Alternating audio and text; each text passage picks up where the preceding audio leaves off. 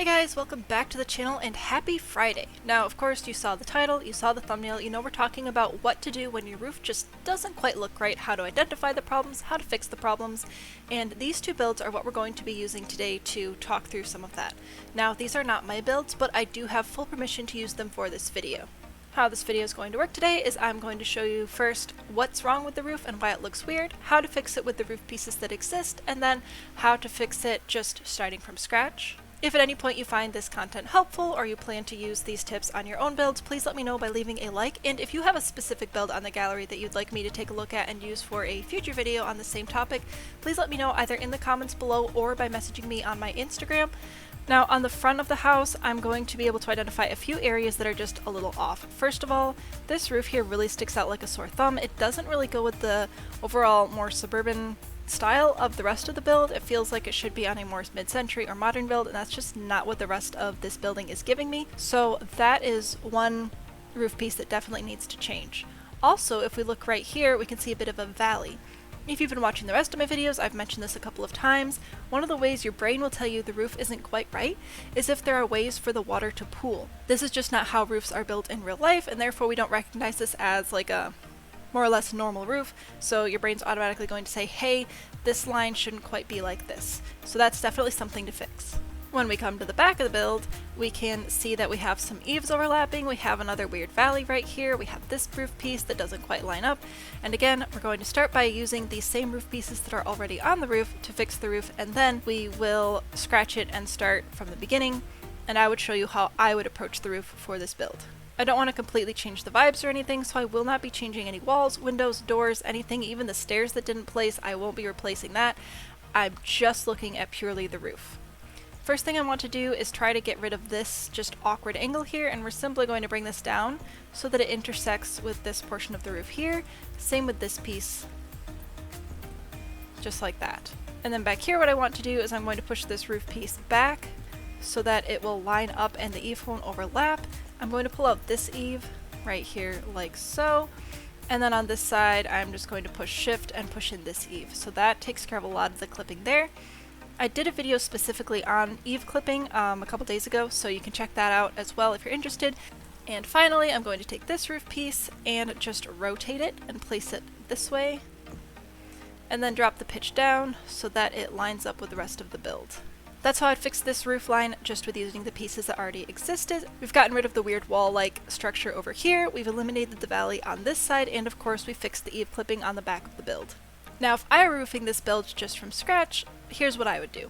Start by roofing the largest possible portion of your build. I'm going to bring out the eaves, and then I'm going to check and see how that pitch suits the build. I don't want the roof to be any taller than the walls, because that's going to make it look really heavy and overpower the rest of the build. So I am going to bring this down a little bit more, and then we'll move on. By copying this, placing it on the next portion of roof, and then lining it up to make it the right size. Now here it's sort of coming off the build in two directions at once, but the same method still works. We're just going to line one end up with one piece of the roof we already have so that it blends in seamlessly right there. And then copy, place, and resize once more. So now if we look at the top, we can see all of the roof lines match up just fine. And when we look back at the front of the build again, you can see that the roof doesn't feel nearly as overpowering. One thing I do still want to change is there's an extremely straight line right here, right across the build, and because there aren't really plants or anything else breaking up all of these strong horizontal lines, I want to break this up by changing this into a gable, and I'm also going to change this one into a gable, but facing the other way, as opposed to the way that the gable was originally facing on this roof. Now you can see how the horizontal line is broken up by this little triangle here, and we don't have quite such a strong slope on either side. I think it plays just into geometry and everything better, makes it look a little bit more like a residence, less like a business. And then as always, we're going to finish it off with some non-default roof trim and texture. Alright, now let's talk about what we want to tackle with this one. This is a two-story build, and the problems that we're facing here are a little bit different. Overall, it's just about balancing the roof with the rest of the build. We have a lot of triangles facing us here, and that just feeling really overpowering, plus the pitch of the roof is just so high. As you can see, not only is it blocking these windows, but it's just making this front door look really small, And again, I'm not going to change anything about the build other than the roof, so let's talk about what we can do to make this whole front of the build look a little bit more balanced and welcoming. Looking at the back of the build, honestly, anything that we're going to change back here is simply going to be so that it lines up better with what we change in the front. Overall, this isn't nearly as overpowering. As you can see, just having the rectangle shape here as well as the triangles already helps it just feel more natural and welcoming and less intimidating and repetitive. If I were to fix this simply by using the roof pieces that the original builder used, what I'm going to do is just focus on lowering the pitch and making these angles feel much less severe. Let's start by going through and lowering everything down about 3 notches and see how that goes. Let's start with the front door here. Before, the front door was about half the size of this front area here, and now it's still close to half, but it's significantly more, so it immediately feels more balanced here. This roof is no longer overtaking the second story. You can see not only do the windows get more light, but the roof isn't overtaking the whole wall height. Similarly, on the sides with these windows, they just take up more real estate on the wall and make it feel more warm and welcoming and less imposing by lowering these roof pitches. And then carrying that through to the back of the build just makes everything feel cohesive and more balanced. Now let's go over how I would roof this if I was starting with this shell. The original builder obviously intended this to be a more open feeling area, open to the roof, so we're going to remember that and not go too crazy. But overall, what I really want to do is just not have quite as many triangles, try to break up some of those lines, but also not have too strong of a horizontal line like we just talked about with the first build. I'm still going to do a gabled for the main portion of the upper roof because I did really like how that looked, but I'm going to make sure that I bring the pitch down and it's not going to be too overwhelming for the rest of the build. I'm going to copy this same roof piece to be here as well as over the door still. Again, I'm not trying to completely change the build, I just want to help it feel a little bit more balanced and finished and give you guys some ideas as to what to do when your roof just doesn't quite feel right. I'm going to place, I think, 2 more gables, and then from there on we're going to use some non-triangle roof shapes. Now, starting from the front, I'm going to place a half-hipped roof right here.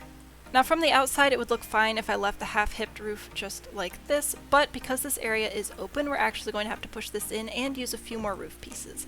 I've gone over these techniques quite a bit this last week, so if you're more interested in learning how to keep roofs from clipping inside, I recommend you check out this video here, which I will link in a card. It will also be in the playlist that will be linked at the end of the video. My goal with roofing the front portion of the build like this is to make sure that we're bringing interest still to the front door, but also leaving plenty of space for these windows to get light and to make sure the build continues to feel balanced. Going to copy the half-hipped roof to place on the sides of the build as well. The main difference here is this doesn't leave an open triangle. It brings more attention to these windows, helps them feel larger than they really are, and by replicating it on each side, we still have symmetry, but we don't have quite as many open triangles, causing our eyes to feel cluttered and confused as to where to look at. If this were my build, I'd probably cover the porch up here just to add another triangle on the back, but since it isn't, I'm not going to do that.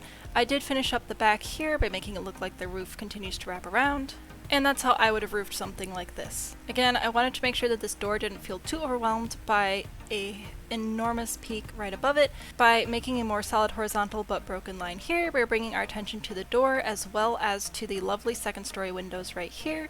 We were cautious with our roofing so we didn't clip in anywhere.